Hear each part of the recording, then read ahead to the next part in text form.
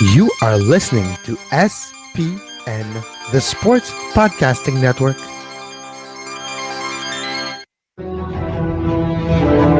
Terminou naquele Schwarzenegger.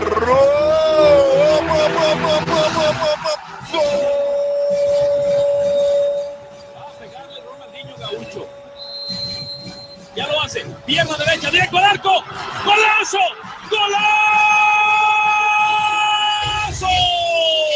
golazo, golazo. This is Soccer Today, live on SPN Radio, your new live show about the beautiful game in all its glory, with Duane, Rollins and Kevin Laramee. MLS, EPL, La Liga, Champions League, all is fair game. Powered by the Sports Podcasting Network. Visit us at sportspodcastingnetwork.com.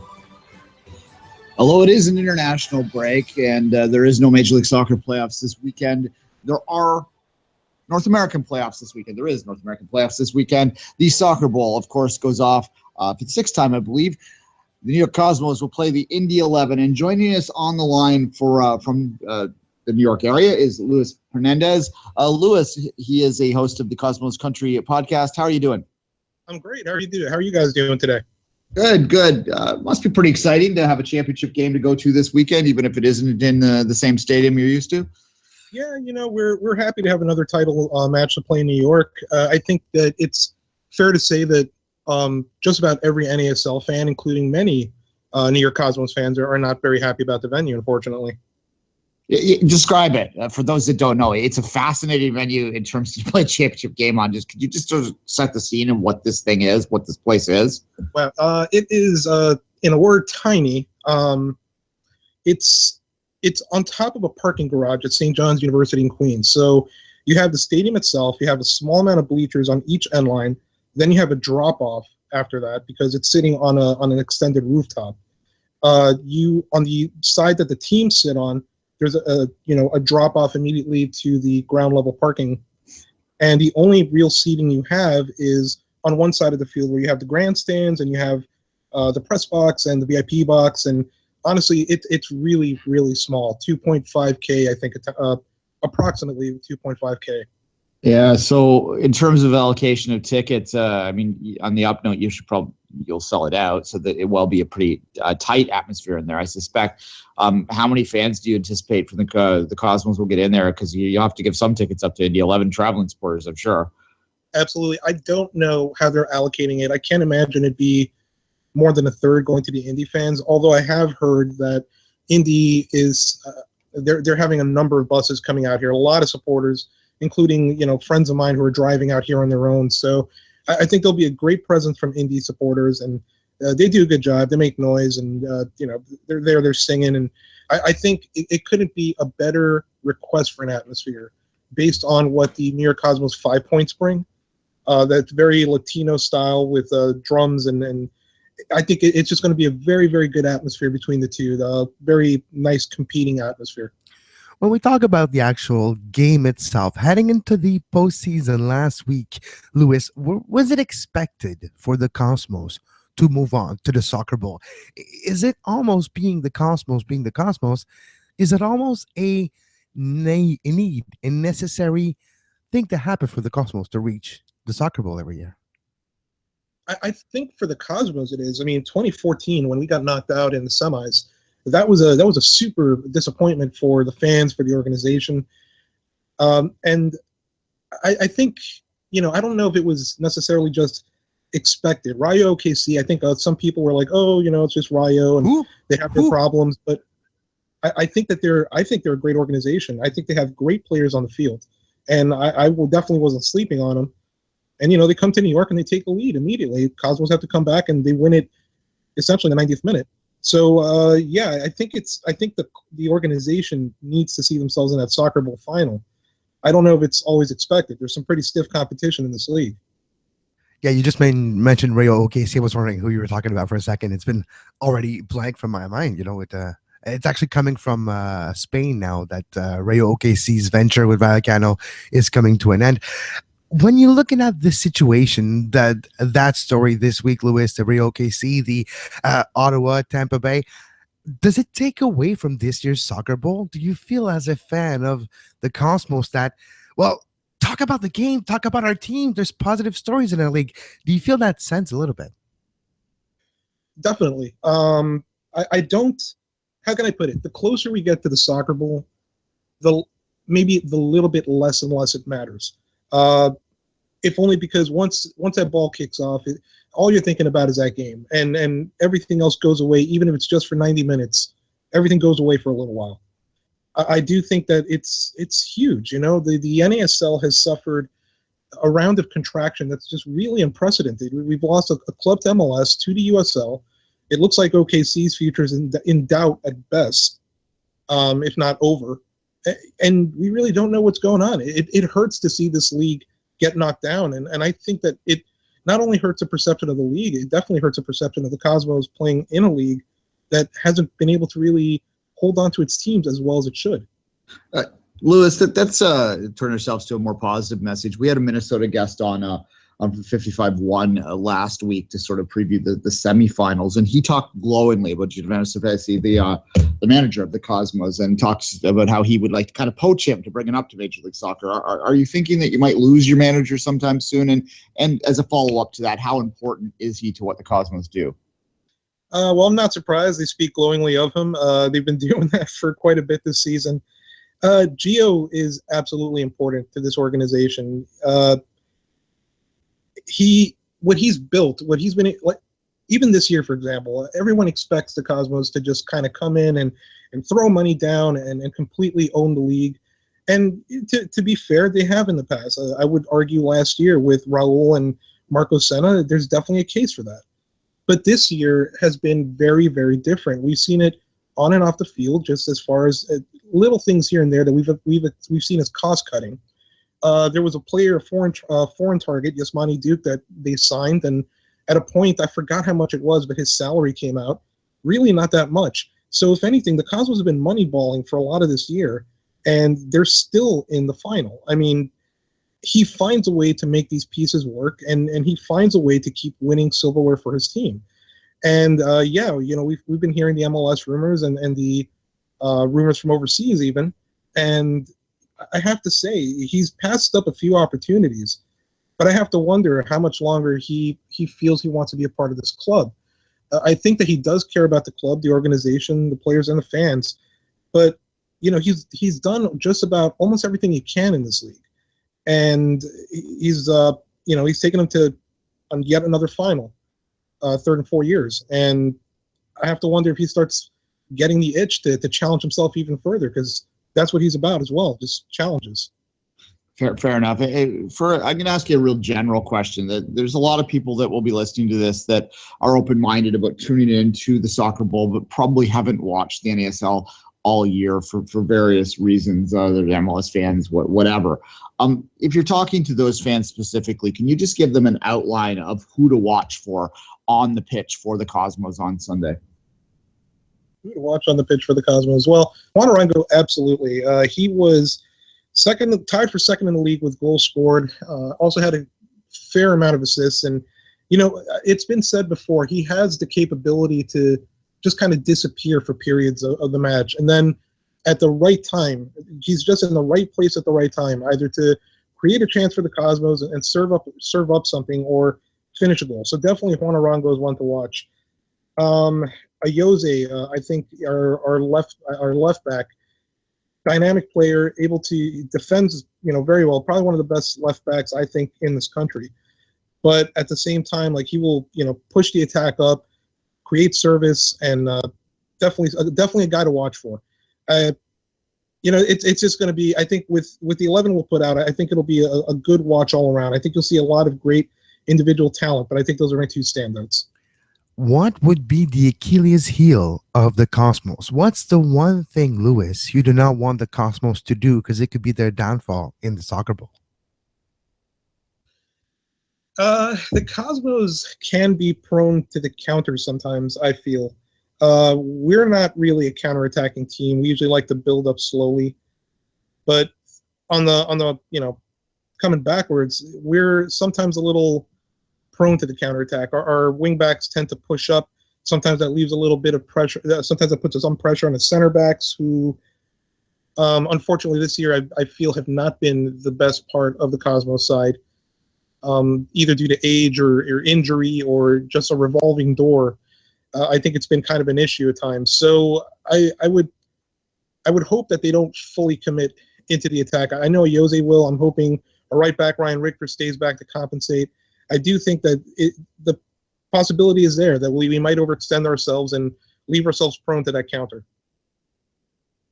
Lewis, I like to ask this question when I do a preview for a final of the guest I have talking about. I usually have two guests on, and they're talking with each other team, and I always ask them how you would beat your team. So I'm asking you, if you're coaching Indy 11, you yourself, Lewis, what you would do to defeat the Cosmos. I think pretty much what I just said, to a degree. I think it's you sit back for a bit, you absorb that pressure. The Cosmos are going to pressure hard. They'll probably try to start off with a fair amount, and if Indy can absorb it for a little bit, I think that that opens up possibilities in the back. Like I said, Jose likes to press forward. Sometimes Mike Richter likes to press forward. That often leaves the center backs and maybe Adam Moffat are holding mid and towards the back. But I do think that that Indy does have the speed and the technical ability to take advantage of that. Eamon Zayed, Justin Braun, a pair of very dangerous forwards, I think, for Indy 11, and a great supporting cast in their midfield. They could definitely expose that, and they can make the Cosmos pay. Fair enough. And anyone specific? You mentioned a couple names there. Is there anyone else on the 11 that really scares you, or are they, you in your mind, more of a team concept team? I do think that as a team they're stronger. I think Zayed has obviously stood out. I think Braun is a great strike partner for him. I know my co-host Nick is a big fan of Don Smart in the midfield. But I think honestly, for me it's John Bush. I mean, he's a little bit on in years, absolutely. But yeah, he's a Queens guy coming back to Queens, playing for a championship, lots of experience in MLS and now this league, and he's really kept them in it. He's been phenomenal. The semifinal against Edmonton was great, and he'll be a tough one to beat this weekend. All right. Before I get your prediction, I am curious to get your thoughts on what this is going to look like in the offseason. Now, I have come around to the idea that I do think NASL is going to find a way to play next year. I don't think that the league is in jeopardy. I might have given you a different answer a month ago. What do you think the Cosmos offseason is going to look like in terms of who they bring in, who leaves? Do you think there'll be a lot of turmoil there? Do you think they'll be continuing the Moneyball approach that you've mentioned? How do you think the offseason will look like? Duane, I wish I had an answer for you at this point. I'm with you. I think a month ago I would have questioned the status of this league quite a bit. I do think that they've found stability and with what's left and will play next season. I do believe that. As far as the Cosmos, it's really rough. This year has been very different. Like I said, that Moneyball approach, the cost cutting on and off the field. We're not really signing huge name players. Our biggest player was probably our biggest offseason signing was probably Juan Arango. But with the Cosmos, it's just there's been so many questions for what's going on with this club, with the direction this league is going. What about the direction of the club itself? What are their plans for their vision for the future, especially with the Belmont Stadium situation just on hold? And everything kept coming back. Well, we're focused on a championship, we're focused on a final. And once that's done with, we can address it. I don't know. My co-host Nick has mentioned in the past that the last time that he remembered the Cosmos climbing up so much, it involved the eventual sale of the team from Kelmsley to what it is now with Seamus O'Brien. So I don't know. There's a lot of question what this offseason is going to hold. Maybe we see some new investors, or maybe we see some new ownership, or maybe they just keep moneyballing it. We're not sure. All right, Lewis, let's get your predictions. I know, obviously, as a Cosmos fan, you have to be confident, but how do you see the game playing out on Sunday? I think it's a tight match. I think it will be a close scoreline, and I think there is the possibility that we'll see extra time. I'm going to go with a 3-2 Cosmos in extra time. I think it's going to be a really hard-fought battle. All right, Luis Hernandes, Cosmos Countries Podcast. Check that out. We do thank you for your time. We'll take a quick break now. We'll bring Retz on to talk about the Indy 11.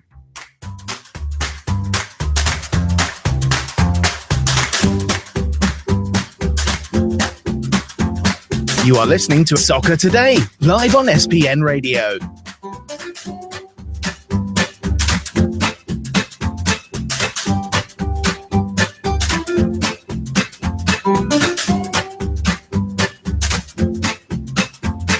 Visit sportspodcastingnetwork.com for more. Joining us from Indianapolis, Andrew Retz. Andrew, how you doing today?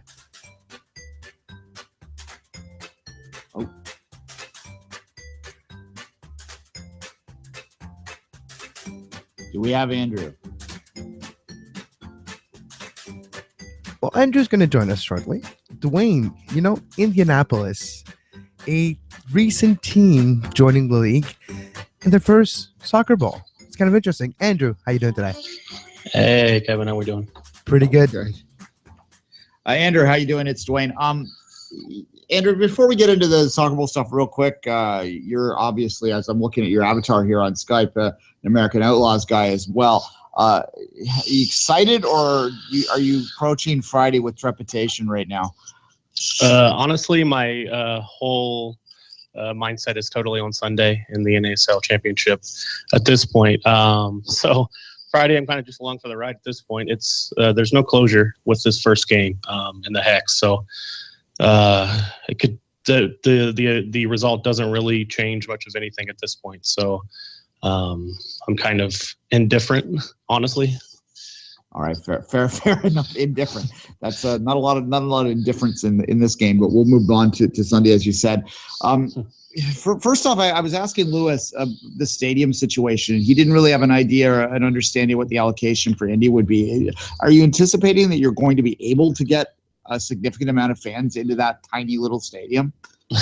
Yeah, so actually I was just talking to Tom Dunmore, who's the vice president of Indy 11, and we have 270 tickets that have been purchased for family, staff, friends of players, and supporters alike. So we're going to have a decent amount there. All right, fair enough. Andrew, that's one more quick before I let Kevin jump in. In terms of we asked Lewis this as well. In terms of the league itself and the stability of the league, do you feel that the soccer ball something's being taken away because of all the questions around the league, or are you able to just completely focus on it as a championship game and something to be excited about? Yeah, I mean, we're all definitely excited. We're not too worried about where the league will be next year or 2 years from now, or where my team specifically will be in the long term. We're just excited that we're in an NASL championship and have a chance to bring home another trophy for this year. Speaking of the NASL Soccer Bowl, their first soccer bowl in Indy 11's history, how was the ride to the soccer bowl? Was it gratifying just to get there last weekend? Was it a culmination of an entire years of work together? How was your feeling when the final whistle blew against Edmonton last weekend? Honestly, it feels like we should be there at this point. It's been a wild ride, but yeah, we're excited. We're definitely excited to compete for the championship, and I know a lot of us feel like we're kind of just playing with house money at this point. So whatever the result, we're all going to really enjoy, look back at the 2016 season and really enjoy what has occurred. How do you view Indianapolis's team heading into the game? Are they the underdogs? Are they the favorite? Is it a big mountain to climb, being the Cosmos? How do you see it approaching the game? I think I don't think we're necessarily underdogs. I think we have just as good a chance of winning this game as the Cosmos do. Honestly, I would have felt a lot more confident if we were at home in front of 10,000 Indy 11 fans. But all things considered, I think we're going to make up at least 10% of the stadium on Sunday. So I think that we have just as good a chance of creating a home environment in St. John's University as we would here at home. So I think we're pretty confident, honestly. What's the reaction been like in Indy in terms of the media coverage and the sort of overall excitement around the game? I was actually pleasantly surprised. From what I've seen mostly on social media, the mayor's behind us pretty and most of the media's tweeted out various things. So it's been very positive. Definitely better than anything in the past. That's for sure. All right, fair enough.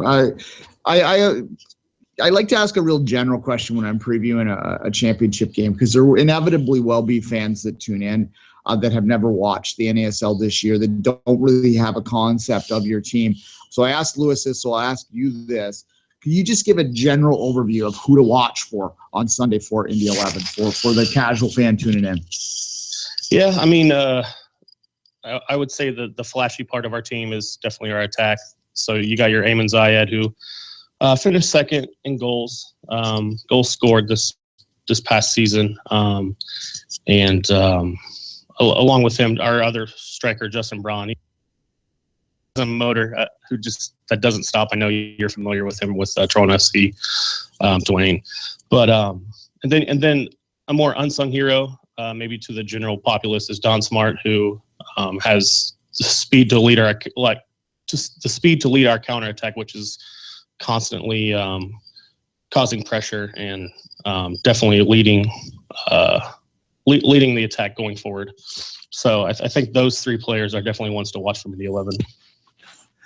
If you're looking at the Indy 11 with Tim Hankinson, Coach of the Year, going back where it all began, how important is Tim Hankinson to the Indy 11? We talked about Giovanni Savarese with Lewis, but Tim Hankinson successful in the NSL as well. Yeah, it's been wonderful. We kind of expected him to start off strong, to start off quick. That seems to be his forte with all of his other teams. So I think we kind of really wanted to win that spring championship to get out the gate early and get that playoff spot early. But the success has led throughout the whole season. So we've been pleasantly surprised. I know the tactics early on led to just a single striker with Ayman Zayed up top, but that quickly changed with bringing Justin up to the top as well, and that honestly changed everything early in the season. So he's definitely done well on the tactics side as well.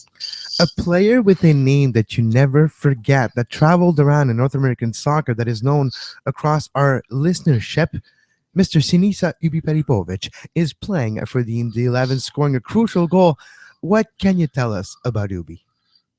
You know what? It's been a rough season for him. He's had injuries the whole year and not been able to stay in shape to get on the field very often. But to score his first goal at home in the semifinal, you can't ask for a better first goal than that. Andrew, I've heard Indy described as a Route 1 team, and that's not always a compliment when you're talking about soccer tactics. Is that an unfair characterization to just call them a Route 1 team, or are they just a team that is able to play that style and prove that it can be successful?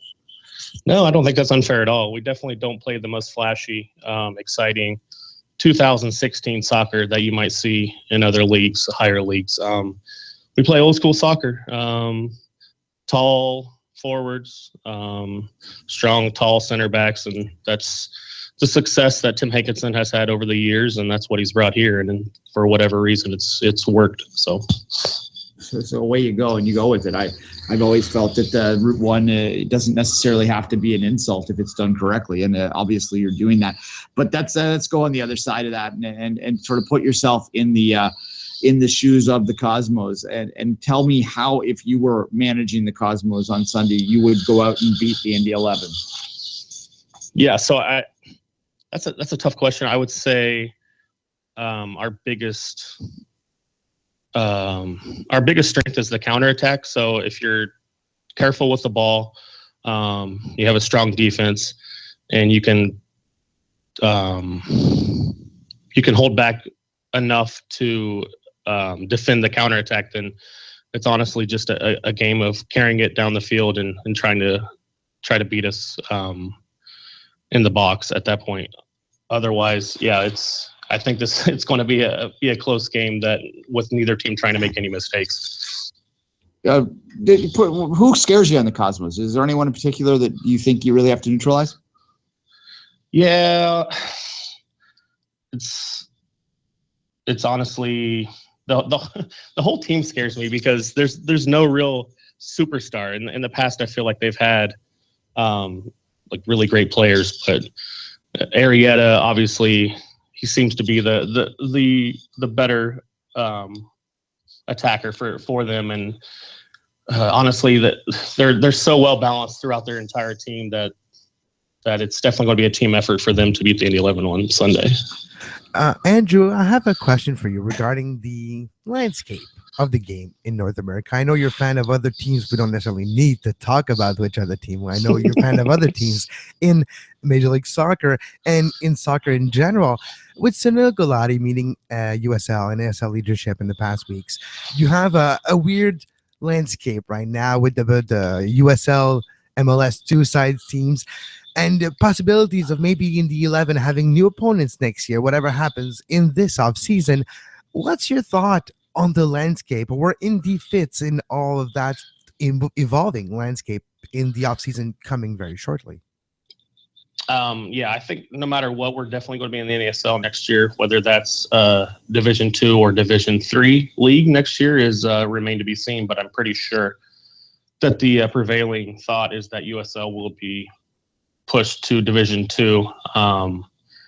And honestly, I don't think it affects us much in the short term. We're going to play for a 2017 NASL championship, much like we're going to play like that on Sunday. So we're excited about Sunday more than anything, and then we'll get to 2017 when it comes. Lots to do between then. This is a team that was originally, of course, not created, but sort of molded by Peter Wilt. Can you tell me what kind of influence, if any, is still left from him on that club? Yeah, I mean, he's always going to be in our hearts. Peter Wilt is a great friend of mine, and the majority of supporters with the Indy 11. He's just the most personable executive that you'll ever find in any sport.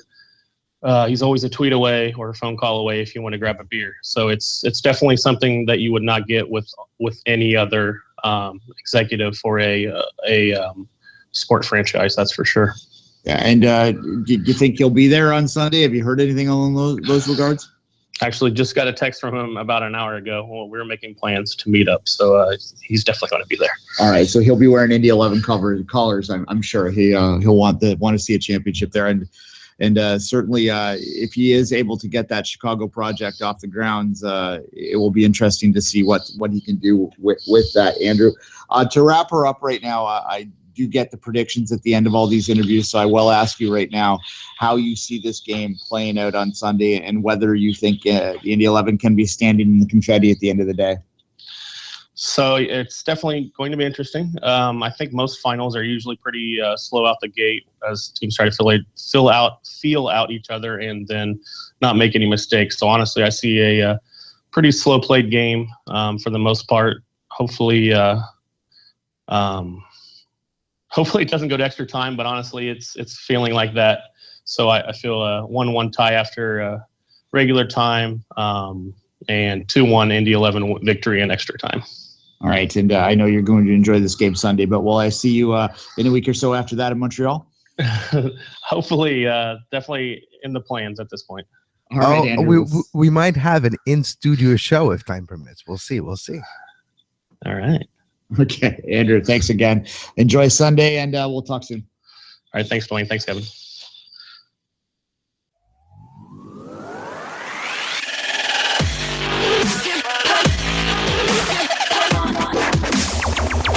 You're listening to Soccer Today on SPN Radio.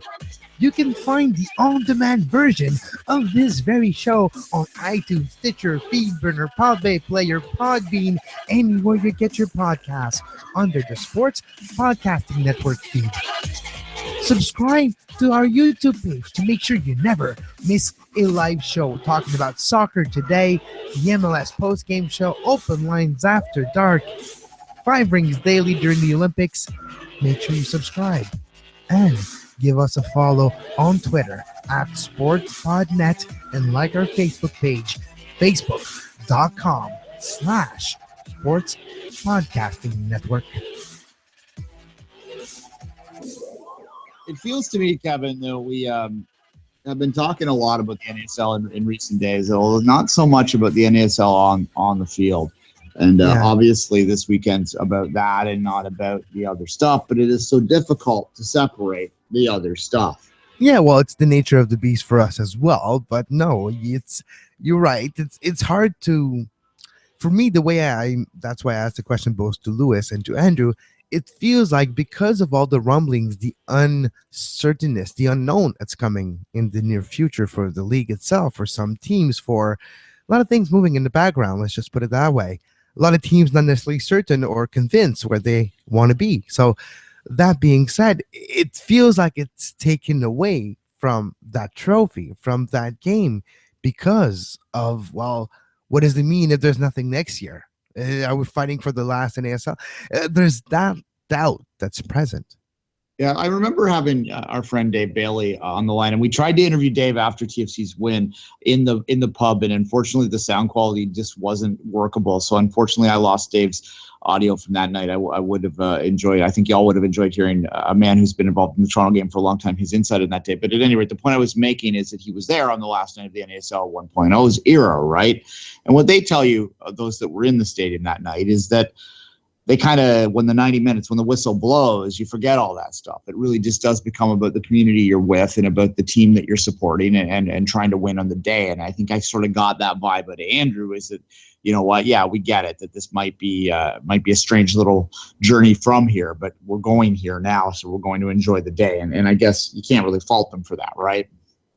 No, not at all. You have to commend them for that, because that's what the team needs as well, to have that support, that confidence, that trust, that, you know what, we put our faith in you as a soccer team, as a sports team, as a beacon of sunshine in our daily lives to achieve what we can't achieve in our real life, vicariously winning something through you. That's what you kind of need to have as an attitude. All right, we're going to move overseas in a second, but a couple more thoughts on the NASL. I thought it was interesting that Andrew said that well, he said that he anticipated the 11 would be in the NASL next year, but he said that the designation might change. And my understanding of that designation battle has always been that there would be 2 Division 2s rather than NASL being demoted. But if an NASL fan is sort of perceiving it that way, I do kind of wonder, as I think about this right now, whether that might be the unspoken that happens with all this right now, that regardless of whether NASL continues to exist or not, and as I said in the interview, I do believe it will be around next year, maybe it does flip spots, and maybe the players that are attracted to NASL start to become more in line with what you would anticipate or what you would have expected a few years ago, that would be players that would be attracted to USL. And if that's the case, then that's going to be difficult for NASL because of the size of the markets they're in. But if that is what allows that level to continue to exist and continue to flourish even in their individual markets, then that would be great. Because that ultimately, to me, and I've said this many times before, and I'm not the only one that says it, but I'll say it again, what matters is that these markets are served by a team, regardless of what league they play in. Somehow you'd like to merge them somehow, but who knows? We just want that team in there right now, Kevin, and that's sort of my thoughts. Yeah. Any thought on that before I get your predictions on this, my predictions on this, and we move on to our topic, which has nothing to do with NASL? I'll just go with my prediction, Duane. You know, Cosmos would be the easy prediction, and the way that this team is coached, the way they are recruited, the way they're built, seems like it's going to be them. But you know what? The romantic side of it, at least from my perspective, a Sinisai Riparipovic goal at the 89th minute to finish the game 1-0, and in the 11 is the 2016 Soccer Bowl champion. There you go. The logic is Cosmos are the logical pick, but you heard it in Lewis's voice that they said this Indy 11 team's a tough team to beat, and the Cosmos don't have that sort of high end superpower game breaking skill that they might have had in the past at that level. So this will be an interesting game, and I think that the X factor is that stadium and the fact that the Cosmos won't have the advantage of playing in the place that they're used to playing in. They have a very good home advantage, but that has been lost. They're essentially playing on a neutral site. Yes, there'll be more Cosmos fans in the crowd, but the numbers won't be such that it will overwhelm anyone, right? No, exactly. We've seen the crowds at Cosmos games over the last few years. It's nothing to write home about anyway. So change the venue, change the habit, change the number of people. It's an unknown factor heading into the game. Yeah, in fairness to them, they did sell at Soccer Bowl last year. against the Ottawa Fury, which I of course watched that game. We previewed that game last year, but we'll see. I agree with you that I think that the Indy has a chance here, and this should be a close game. I do. I have a soft spot for teams that are self-aware enough to play a style that isn't in favor, because I don't believe that there's ever such a thing as tactics that no longer work. There's just tactics that go in and out of favor, and it's constantly evolving. And you're even seeing that now. You're right. Just to add on this little point, Duane, tactics, it's how you apply them against who you apply them, the timing of them. Those are all into consideration. And sometimes route one with the roster you have might be the best tactic that gives you day in, day out a chance to compete. Yeah. That said, just to be contrarian to you, I will pick the Cosmos to win this one in a close one. But nonetheless, I do think Indy 11. And honestly, I will watch the game on Sunday, obviously, and because I know Andrew personally, and I know a couple other people that will be down in that stance personally for Indy 11. I will likely, and I've spoken to Peter Wilt several times in the past before, so it's hard not to like him. As Andrew said, I will kind of root for the 11 in this game, but nonetheless, I think the Cosmos, it's hard not to hate the Cosmos when you talk to a guy like Lewis, who's a completely reasonable, nice guy too, right? You know what I mean? Yes. So I don't really have a horse truly in the race, but nonetheless, I will lean towards the Cosmos. All right, let's flip completely again. I love to do these complete segues way all over the place, because that's what the show's about. Let's talk about League One, but not the one you talk about usually. Yeah, not League One Ontario, which, by the way, get your bingo cards out. The League One Interprovincial Cup final is on Saturday. I will be there. It is in Pickering at their beautiful little soccer facility there. And what's the score heading into the second leg? 1-1. It is 1-1. So they got a vital away go. I was able to watch the first half on the YouTube stream, it was a Facebook stream. It's hard to keep track of where you're streaming from nowadays. But it was good quality, I have to say. Like, it was HD and it was actually well done. And I thought Vaughn had a lesson given to them in the first half. I think that they took them I can't believe I'm breaking this game down now. I think they took them a little too for granted. The Quebec team is, forgive me, Kevin. They're slipping my mind. Outremont-Montréal. Okay, it's a Montreal-based team, right? So Outremont is in Montreal, yes. Yeah, they came in.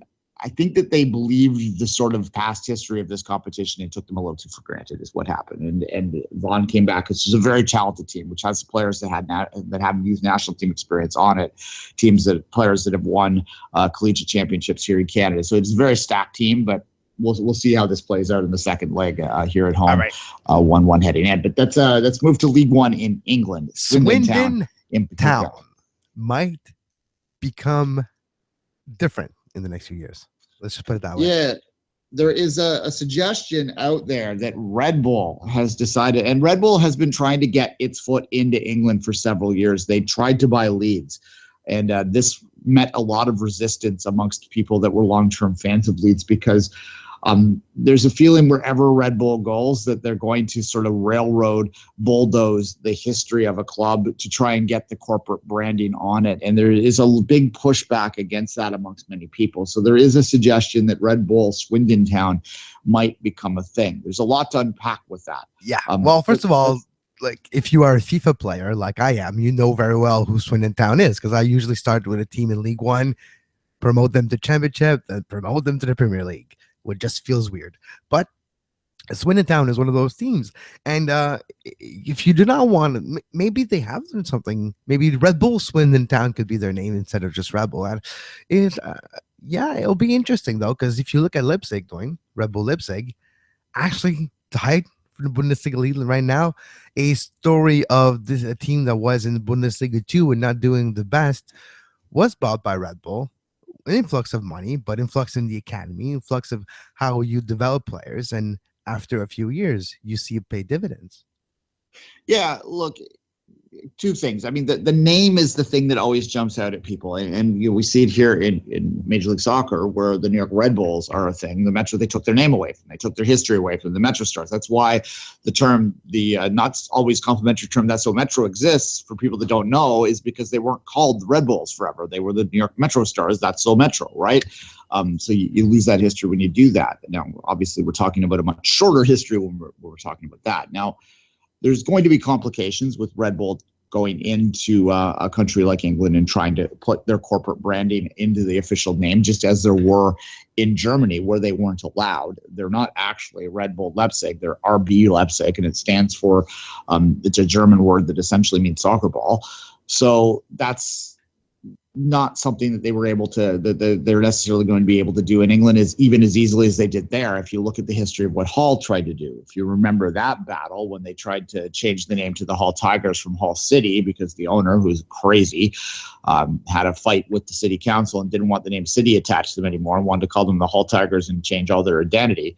That was basically turned down. So I don't think Swindon Town would be able to change their name to Red Bull Swindon Town, although there's nothing stopping them from plastering the Red Bull logo over everything. There's nothing stopping them from having the actual Red Bull kit that we know today, the red shorts, the white jersey with the Red Bull sign in the front. And you can write in the back Red Bull and Swindon Town underneath. And yeah, it could. But is it beneficial? Is it good? Might be bad. Might be good for Swindon Town fans that maybe eventually they're going to have some top flight soccer in their town. You know, that there's always that possibility when you do have an influx of money. It might feel like a sellout, but might be beneficial in the long run. I'm looking at a book on my bookcase. It's called Manchester City Ruined My Life by Colin Schindler.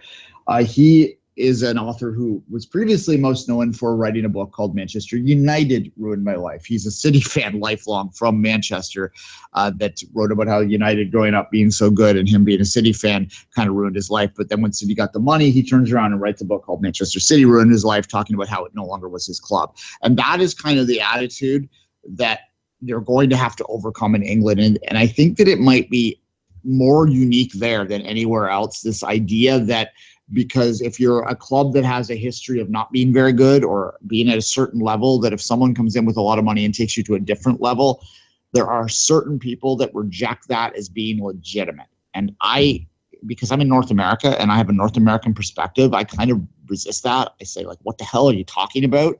You're still the same club. It's still the same fans. It's still the same community that's being represented. Just because they suddenly are good doesn't mean it's not that team anymore. And this idea that you could organically become good without an influence of outside money is a bit silly. As we've seen in Leipzig, there is a massive resistance in Germany to the same thing, but it's a bit different. There in Germany, it's about the corporate side of it, which is ironic considering half their teams are evolutions of company teams. But at any rate, that corporate sort of company, not organic, not community, not real in the Germans' minds, makes people hate Leipzig over there. And they're doing, they're basically shoving it down their throats because they are, challenging Bayern Munich right now for the top of the table. Early days, but nonetheless, they were up there. And as you said, Kevin, and I think what's really interesting about what Leipzig is doing is that they've invested in the academy. They've made it a local team. That's how, to me, this idea that they're not organic, that they're not representing that community is completely put aside when you consider how much money they've invested in youth development. That's in that community. That is benefiting that community. And there's one thing that, we talk about, Red Bull, it seems like evil and they sponsor everything sports. Let's put it this way. He sponsors at a loss the Dimitri Mateschitz, the owner, founder of Red Bull and the estate. They fund basically every sport in the world, sometimes at a loss. Yeah, to get the Red Bulls there, but there's a love of sports somewhere in there. You do not lose millions of dollars on some project like a guy fumbling off a balloon in the space to when you don't have a love of pushing the human boundaries of sports, and sports is a way to do this. And this maybe sometimes you do have to see things in a different way. To look, if he wants to help your town, he's gonna have his agenda in a way. He wants his brand to be on top of it, and that's all good. But look on the other side. Would you have those infrastructures if it wasn't for that? Would you have the academy that Leipzig has now for the Red Bulls and all that? Would you have that if it wasn't for his investment? His belief that the sport could be a catalyst, a beneficial, a way to enhance human lives. That's the vision behind everything. Yeah, there's the marketing side and put Red Bulls in front of everything. And that's how Red Bull became known 20, 30 years ago, by sponsoring fringe action sports type of venues and ventures. So when I look at it the other way, I'm like, maybe it's a good thing if that's what the town, because Swindon Town is going to be more popular in 3 years if that happens than it ever been in history. There'll be tourism in that town, and all that would have been created because of that team and that community. Yeah, look, there's a bit of a cultural generational divide that happens in these issues as well. Kevin is younger than me, as we all know, closer to the millennial ages than I would be. Millennials, if you go even younger than Kevin, I don't generally have an issue with the type of in-your-face marketing that Red Bull does. Someone older might say crass, but it's just upfront marketing, really. They're not hiding who they are. It's like they're going to get their name out there. They're going to play under a brand. And if you look at generational attitudes, you'll see that people that are younger, people that are going to be the fans of these teams in 20, 30 years, they don't have an issue with it in the same way that the fans that have been fans of the team for 20, 30 years do, right?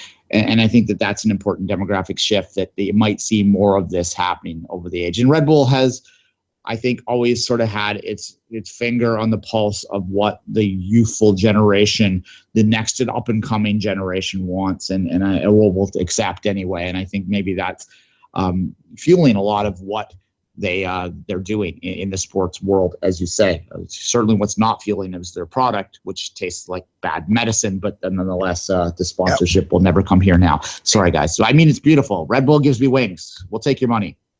And we'll take a break. We'll be right back.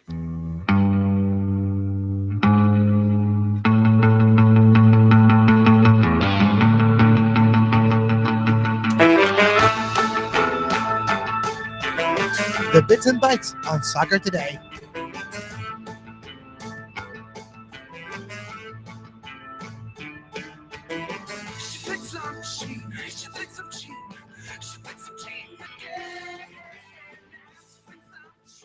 Sketchy song.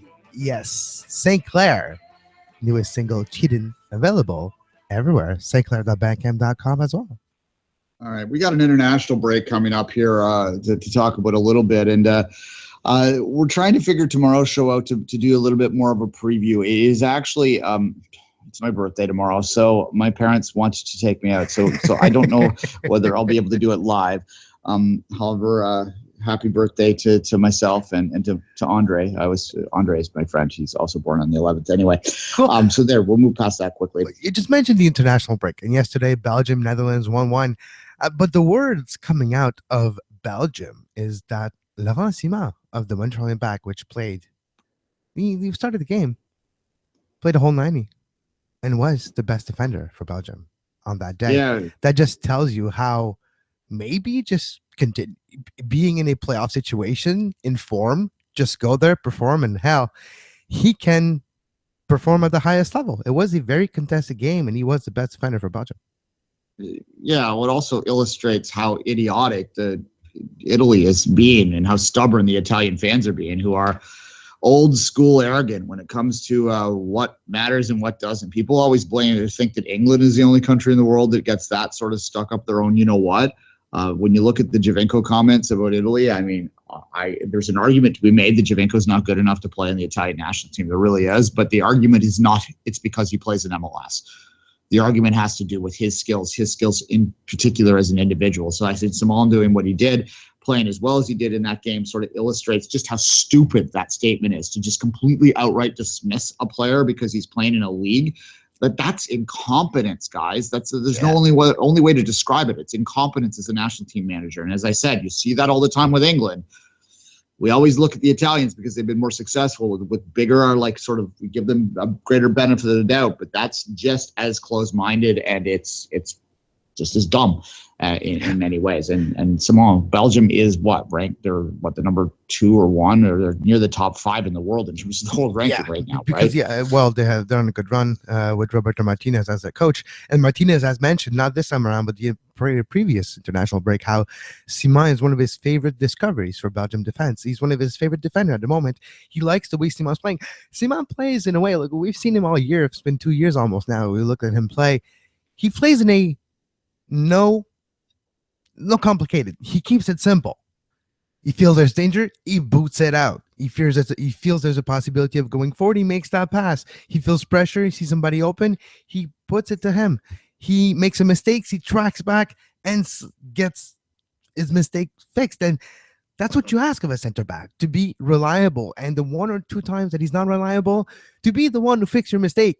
Because that way you don't necessarily outstretch the other defenders. So the way he has played for Montreal Impact is very conducive to the way that Roberto Martinez plays with the Red Devils. And when you looked at the starting lineup yesterday, Duane, I did like De Bruyne, Hazard, Courtois, Laramee. You see the Montreal Impact next to Chelsea, 2 other big name club. You're like, am I dreaming, or is the league caliber growing? Is it just a perception and just outliers? I don't know. But I did have a feeling that I never had before, seeing the name of the Montreal Impact next to all those clubs in a Belgium national team squad selection. Yeah, well, yeah, precisely. It's not like we're still like TFC is only a decade old. The other 2 Canadian MLS teams are younger than that in their MLS form. Obviously, we have the history beyond that, which makes it a little harder to pinpoint them as only being that young. But the bottom line is, within the last decade, it's only been the last decade that the Canadian teams have been in any position whatsoever to put players on international teams beyond Canada or some small Caribbean nation here and there. It is surreal. It is surreal still, and it will be for several years because we're not used to it. And hopefully that will continue to grow. And one day maybe we'll see. We did see it in the semifinal technically with Toronto FC at the World Cup in 2014, where they did have a player technically that was with them on loan anyway. So it is weird to see it at the highest levels for sure. Just going back to Samoan playing, sort of playing basic soccer, I think that's lost in the new generation of thinking right now. We talked about that earlier, how like tactics go in and out of favor. The idea of a defender that just does what's on the side of the can type of thing. Does his job, and sometimes a little bit more, but does his job usually. So yeah. There's been a lack of sort of appreciation for that kind of defender in recent years, and that's when I grew up playing the game. Not that I'm putting myself anywhere close to what an international footballer would be, but that's when I did play at the back. What I was taught to do was to make decisions based on what was safest. And that if you do that effectively, you can still be a very effective player. And I think that we get caught up in this idea that defenders have to do more, have to be like forwards, quasi midfielders, right? Or they have to, especially wingbacks and the fullbacks, right? Like I just call them wingbacks. It's essentially the idea that they have to attack more than cross, and they have to be like offensive juggernauts now more than they actually have to basically defend. That's lost in this new generation. And I think that what we're hearing here is maybe just an appreciation for something that is maybe not appreciated as much as it should be. Just a basic defender that defends and stops teams from scoring. And in the world of analytics, you would think that the safest route, what is the most predictable, if you ask your player to do a certain job, you can predict the outcome a little better, and over the long run get what you want. And in the world of analytics, where you're trying to get the least chances against you possible, you would think that a central defender, a central back that does take the safest route, that takes the safest idea, if it's just clearing. And just look at Simon, what we have seen in the playoffs. Whenever there's a ball, whenever there's somebody close and he's getting the ball, he boots it. If he can, it stays in bound.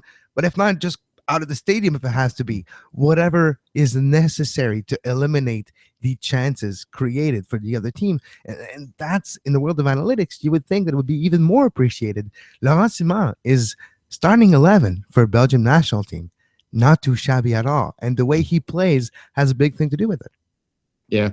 I don't know what analytics would say about that, because I think of the hockey side of things where, carrying the puck over the blue line versus jump and chase. And if you follow that battle, those arguments, you'll know that the analytic crowd wants players to carry the puck in. Dump and chase, giving up possession is found to be, over the long run, less effective anyway. So we'd have to look at the numbers to see what they do. But certainly, you got to be careful when you're doing these conversations, just completely off. You did call it bits and bytes, so we'll just go wherever we want here. If you give up possession too much, that can come back to bite you. And that's sort of, I guess, the argument against it, why the new generation of center backs, they want them to play the ball and use them to be good with their feet. And ideally, you want a bit of both. You want the ability to read a game. That's ultimately what I'm kind of getting at, is I think a lot of the modern center backs have lost the ability to read the game, and they're all about making the pretty pass to the midfielder to start the break. It's more about getting forward, and they've lost the ability to understand that pretty pass might not be there. Well, and I see that. So go ahead, Kevin. Yeah, and the ability to make a mistake, well, not necessarily make a mistake, but that first pass will not all be the decisive one. And sometimes people always look for that first pass. Oh, look at that. It's not always about the first pass. Go back to Barcelona, 2011, 2012. It wasn't about the first pass. It was about the 47th pass that led to a guy all alone in front of an open net. And it started 47 pass before that with the goalkeeper. And that's what you have to keep in mind. It's not always needed to go forward right now, the movement, the possession. And that is more important if you want to talk about the possession keeping and all that. And we forget sometimes maybe it's the fact that we need everything right now, the satisfied, like we need to be satisfied instantly. So, oh yeah, look at that first pass, touch court. No, if you're a youngin and you listen to this show, you're a soccer player, that safe and nice pass that just continues the movement from the back line to the back line or to the wings, sometimes that is what is needed. Yeah, I think what makes this game the beautiful game, at least to me, is the fact that there's a million different ways to play it. And sometimes we get caught up in this idea that there's only one proper way to play it, that this is the proper way to play the game. No, you can play it any way you want, and it can work any way you want. And that, to me, is what makes it so interesting as compared to other sports. There's really only a couple ways to play hockey. You know, there's really only a couple plays to play baseball. Yeah, you can play soccer. Duane, it's math. There's 5-6 players with the goalkeeper, the goaltender on the ice. There's 11 in soccer. There's more combination possibilities. There's more factors. There's more intangibles to keep in mind because you do have 2 teams of 11 facing each other. All those little details adds up to having a infinite amount of possibilities and probabilities of how to execute whatever you want on a soccer pitch. Precisely. Maybe I should watch bandy hockey instead of just hockey. Oh, my Lord. That is awesome. Soccer tactics on bandy hockey. Literally, that's what it is. But damn, there's a lot of people on that ice sheet. Yeah, no, it's 11v11. I do actually believe that if bandy was more popular in Canada, we'd be better at soccer, because you learn how to cross. We'd know the tactics better, right? That's quickly before we say goodbye of the day. Let's take a quick look at the CONCACAF qualifying to sort of see what games jump out as. Well, as I said, I'm working on getting some kind of greater preview of this for tomorrow. But for right now, Kevin, let's just quickly list the 6 games that will be taking place in the first 2 rounds of the Hex. Honduras, Panama, the home teams are listed first. Honduras, Panama, Trinidad, and Tobago at Costa Rica, the U.S. and Mexico. I'll be U.S. Mexico, not at. Again, first teams are the home teams. Honduras, Trinidad, and Tobago on the 15th. Panama, Mexico, Costa Rica, the U.S. What of those 6 is most interesting to you? Hell, you can even add the U.S. Mexico if you want, because I think there's a lot of interesting matchups here, and that isn't necessarily the most interesting one. We talked about Mexico and how they're up and coming. They're beginning the first round in the Hex, not necessarily easy, Duane. They're going on the road to Columbus. USA plays there. Lately haven't had a lot of result. Then they're going to Panama against an up-and-coming Panamanian team that will be up to the challenge of facing big, bad Mexico. So you talk about a Mexico team that, if things don't go their way, could be 0-6 in their points possibility after next Tuesday. So that game is interesting, Panama-Mexico. All right. My most interesting game is Costa Rica-US for much of the same reason that you just spoke of. I have a higher expectation for the Mexicans right now than it seems most do. I kind of look at that 7-0 as an outlier rather than as a trend, and think that they will be able to continue that on and think that they have the best chance in a long time to get a result in the United States. It's been 4 cycles since they've been able to get a result up in the U.S. So certainly I think that might be, and not to be political because we promised we wouldn't be, but their players might even take a little extra motivation considering the political climate in the U.S. right now to sort of make a point about the inherent success and goodness and capabilities of the Mexican people, that they might be motivated a little bit more about that. Not that the U.S. wouldn't be motivated as well, obviously, but I do think Mexico has a good chance to get a result. And if they do that, then obviously Costa Rica, USA, and San Jose is going to be a fascinating game on the 15th. But we have lots of time to talk about those things moving forward, Kevin. That will wrap up today, however, and as always, I'll let you say goodbye. Until tomorrow for the next Soccer Today. Well, have a great soccer. You were listening to SPN, the Sports Podcasting Network. Visit us, sportspodcastingnetwork.com.